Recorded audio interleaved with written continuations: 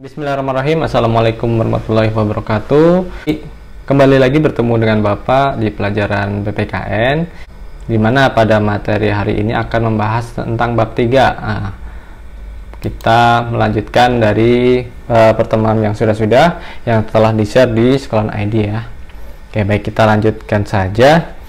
Di mana yang selanjutnya ada sistem hukum dan peradilan di Indonesia. Oke, sistem peradilan dan hukum. Maaf. Oke, selanjutnya ada bab 3, sistem hukum dan peradilan di Indonesia. Jadi yang pertama ini ada makna dan karakteristik hukum, di mana hukum itu pada hakikatnya merupakan pagar atau pembatas agar kehidupan manusia itu aman dan damai. Kalian bayangkan saja apabila di suatu negara atau di suatu tempat itu tidak ada aturannya, pasti mereka akan melakukan hal-hal ya seenak mereka. Contohnya saja seperti seandainya tidak ada tata tertib lalu lintas ya, tidak ada hukum yang mengatur tata tertib lalu lintas, pasti mereka juga akan seenaknya sendiri. Uang ada lalu lintas, ada hukum lalu lintas atau peraturan lalu lintasnya saja mereka masih sering melanggar gitu ya. Jadi kalau tidak ada, bisa dicontoh, bisa terjadi jalur manapun bisa dipakai oleh orang dari arah yang berlawanan seperti itu, menyabrang juga seenaknya sendiri. Terus ketika lampunya atau traffic light-nya warna hijau, mereka berhenti, kalau merah mereka malah jalannya. Itu seperti itulah contoh-contohnya ya.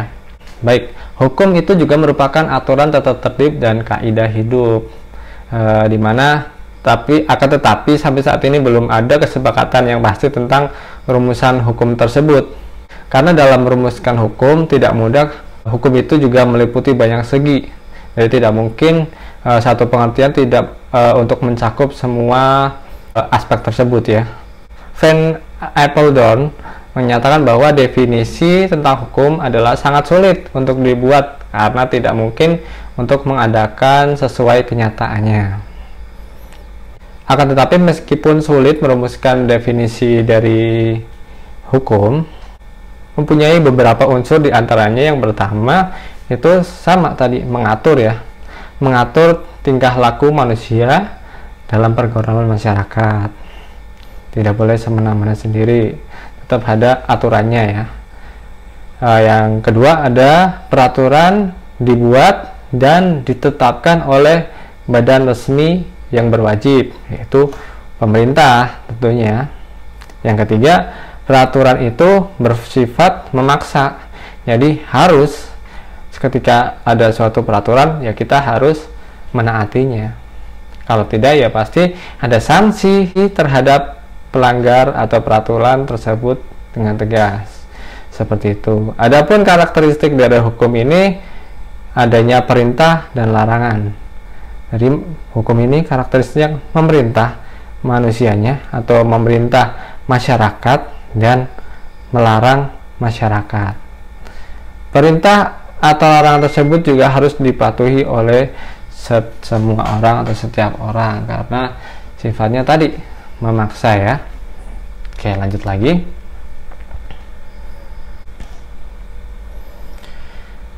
Baik, selanjutnya ada penggolongan hukum, di mana hukum mengatur seluruh aspek kehidupan manusia. Mengingat aspek kehidupan manusia itu sangat luas, tentu ruang lingkup atau cakupan hukum pun banyak dan luas. Seperti golongan-golongan hukum. Yang pertama, hukum berdasarkan sumbernya. Sumbernya dari mana hukum itu berada. Yang pertama ada hukum undang-undang. Tentu saja peraturan tercantum dalam undang-undang, peraturan perundang-undangan. Yang kedua, hukum kebiasaan, yaitu hukum yang terletak dalam aturan kebiasaan. Hukum kebiasaan ini bisa dicontohkan seperti peraturan adat, jadi mengatur masalah pernikahan atau apa seperti itu ya. Terus hukum traktat, yaitu hukum yang ditetapkan oleh negara di dalam suatu perjanjian antar negara, berarti dua negara, hukum antara dua negara. Yang keempat, pada hukum berdasarkan sumbernya ada jurisprudensi, yaitu hukum yang terbentuk karena keputusan hakim. Oke, yang selanjutnya ada hukum berdasarkan tempat berlakunya. Yang pertama, hukum nasional, yang kedua hukum internasional, yang ketiga hukum asing, serta hukum gereja. Jadi di mana hukum itu berlaku ya, sesuai tempatnya. Yang pertama ada hukum nasional. Tentu saja hukum yang berlaku dalam suatu wilayah negara tertentu. Seperti Indonesia mempunyai hukum sendiri, mempunyai aturan-aturan sendiri. Terus hukum internasional, di mana hukum yang mengatur hubungan antar negara dalam dunia internasional tentunya. Hukum nasional berlaku secara universal, jadi semua negara manapun itu menggunakan hukum tersebut. Selanjutnya ada hukum asing, di mana hukum yang berlaku di wilayah asing. Yang keempat adanya hukum gereja. Jadi hukum gereja ini kumpulan norma atau aturan yang ditetapkan oleh gereja untuk para anggotanya, untuk para jemaatnya ya. Jadi di gereja itu jemaatnya tidak boleh seperti apa dan apa, itu ada normanya sendiri atau peraturannya sendiri. Selanjutnya ada lagi hukum berdasarkan bentuknya. Jadi ada dua, hukum tertulis dan hukum tidak tertulis. Dimana yang pertama hukum tertulis yaitu hukum yang disusun secara lengkap, sistematis, teratur, dan tentunya dibukukan sehingga tidak perlu lagi peraturan pelaksana. Dan di hukum tertulis ini meskipun tertulis tapi tidak secara sistematis lengkap atau tidak lengkap dan masih terpisah-pisah sehingga masih sering memerlukan peraturan pelaksanaan dalam penetapannya.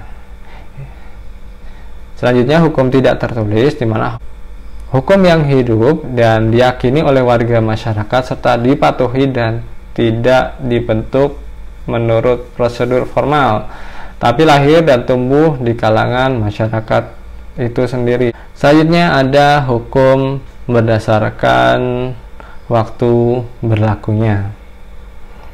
Ada dua juga, di mana yang pertama ada ius constitutum atau hukum positif dan ius constituendum, hukum negatif. Di mana hukum constitutum ini hukum yang berlaku sekarang, jadi yang digunakan sekarang oleh suatu masyarakat tertentu dalam suatu daerah tertentu. Misalnya seperti Indonesia, itu yang menggunakan Undang-Undang Dasar Negara Republik Indonesia, Undang-Undang Dasar Republik Indonesia tahun 1945. Yang kedua, ius constituendum atau hukum negatif, di mana hukum yang diharapkan berlaku pada waktu yang akan datang. Jadi ini sebuah rancangan ya. Seperti yang kita tahu masih gencar-gencarnya ada RUU Omnibus Law, Cipta Kerja seperti itu ya. Itu termasuk ius constituendum atau hukum negatif. Baik, yang selanjutnya ada hukum berdasarkan cara mempertahankannya. Yang pertama ada hukum material, di mana hukum yang mengatur hubungan antara anggota masyarakat yang berlaku umum tentang hal-hal yang dilarang dan dibolehkan atau dilakukan. Contohnya seperti hukum pidana, hukum perdata juga, hukum dagang, dan lain sebagainya. Yang kedua ada hukum formal, yaitu hukum yang mengatur bagaimana cara mempertahankan dan melaksanakan hukum material tersebut. Contohnya seperti hukum acara pidana atau KUHP, hukum acara perdata, dan sebagainya. Terus selanjutnya ada hukum berdasarkan sifatnya. Ada dua juga, di mana sifatnya memaksa dan mengatur. Yang pertama, sifatnya memaksa, yaitu hukum yang dalam keadaan bagaimanapun juga harus dan mempunyai paksaan mutlak.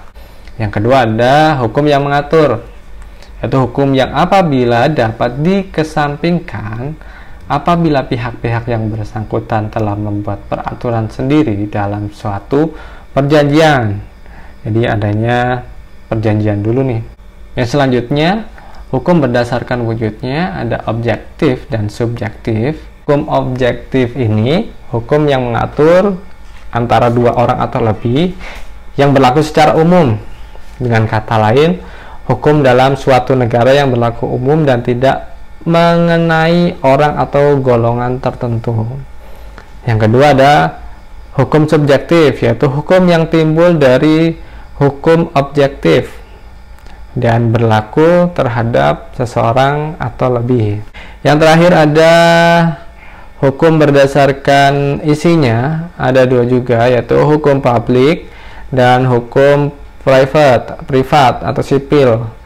Di mana hukum publik ini yaitu hukum yang mengatur hubungan antar negara dengan individu atau warga negara menyangkut kepentingan umum atau publik, seperti itu. Hukum publik juga terdiri atau terbagi atas beberapa hukum ya. Yang pertama ada hukum pidana, ada hukum tata negara, ada hukum tata usaha negara atau administratif, terus yang terakhir ada hukum internasional. Dan yang kedua hukum privat atau sipil, yaitu hukum yang mengatur hubungan antar individu satu dengan individu yang lain, termasuk negara sebagai pribadi. Sama seperti hukum publik tadi, hukum privat juga terbagi atas beberapa hukum seperti hukum perdata dan hukum perniagaan atau hukum dagang, seperti itu. Selanjutnya, apa sih tujuan adanya hukum di suatu negara? Tujuan ditetapkannya hukum bagi suatu negara adalah untuk menegakkan kebenaran dan keadilan, mencegah tindakan yang sewenang-wenang, melindungi hak-hak manusia, serta menciptakan suasana yang tertib, tentram, aman, dan damai.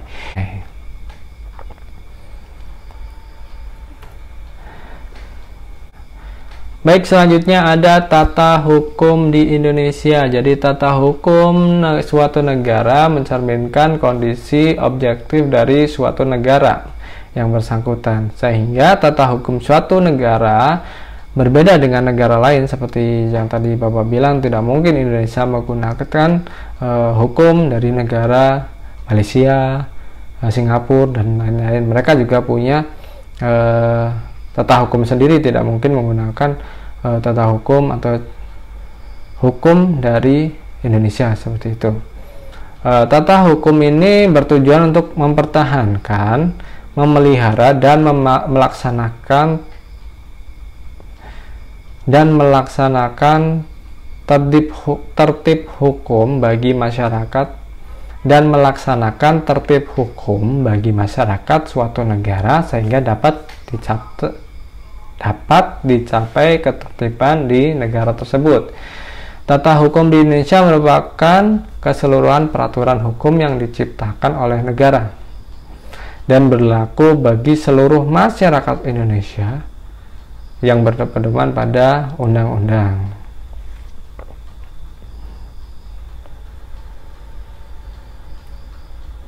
Baik, terima kasih pada video kali ini. Sampai di sini dulu. Di video berikutnya kita akan melanjutkan lagi membahas tentang mencermati sistem peradilan di Indonesia. Baik, terima kasih. Wabillahi taufiq wal hidayah. Assalamualaikum warahmatullahi wabarakatuh.